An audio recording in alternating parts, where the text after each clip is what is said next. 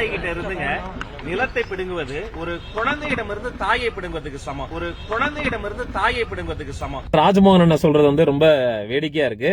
உங்களுக்கு விவசாயி மேல வந்து அக்கறை இருந்தா குழந்தையிடமிருந்து தாயை பிடுங்குவதற்கு சமம் என்று சொல்லக்கூடிய இடியாப்பம் ராஜ்மோகன் அவர்கள், உங்களுக்கு விவசாயிகள் மேல அக்கறை இருந்தா, அவங்க மேல பண்பு இருந்தா, பாசம் இருந்தா, அன்பு இருந்தா, அவங்களுடைய நிலத்தை அவங்க கிட்டே நீங்க திருப்பி கொடுங்க சார். அதை கொடுக்கறதுக்கு ஏன் உங்களுக்கு மனசு வரல? அதுக்கு பதிலா நீங்க என்ன சொல்றீங்க? அதுக்கு பதிலா நாங்க வந்து மாற்று தொழில் கொண்டு வரதுக்கான முயற்சி நாங்க மேற்கொள்றோம்னு சட்டமன்றத்துல கீர்த்தனா அவர்கள் பேசுறப்போ நீங்க எந்திரிச்சு நின்று, கீர்த்தனா அமைச்சர் அவர்களே, நான் என்ன சொல்லிக்க விரும்புறேன்னா, மாண்புமிகு பேரவைத் தலைவர் அவர்களே, விவசாயிகளிடமிருந்து இடத்தை வாங்குவது குழந்தையிடமிருந்து தாயை பிரிக்குவதற்கு சமம். அதனால அந்த இடத்தை விவசாயிகளே திருப்பி கொடுத்துடலாம் நீங்க சொல்ல வேண்டியதான சட்டமன்றத்துல.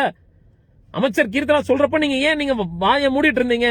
இடியாப்பம் ராஜ்மோகன் அவர்களே, நான் ஏன் இடியாப்பம் ராஜ்மோகன் சொல்றேன்னா, நம்ம ஆட்சியில இருக்கிறப்ப அவர் அந்த மாதிரி தான் சொல்லிட்டு இருந்தாரு. இப்ப நான் கேட்கிறேன், அன்னபூர்ணி சூப்பர் 6 இடியாப்பம், 2500 ரூபாய் மாதந்தோறும் உதவித்தொகை இடியாப்பம், வேலையில்லா பட்டாதாரிக்கு மாதந்தோறும் 4000 ரூபாய் உதவித்தொகை இடியாப்பம், பயிறு கடன் அனைத்தும் தள்ளுபடி இடியாப்பம். அதனால விவசாயிகளுக்கு லேண்ட திருப்பி கொடுப்பாங்களான்னு கேட்டா இடியாப்பம். பகல் கொள்ளையா இருக்கு. பச்சையா போய் பேசிட்டு இருக்கீங்க ராஜ்மோகன் சார். கொஞ்சம் அண்ணா, உங்க மேல ஒரு மதிப்பு மரியாதை இருக்கு. இப்படி எல்லாம் அரசியல் கால் புணர்ச்சியில பேசுற மாதிரி எல்லாம் பேசாதீங்க.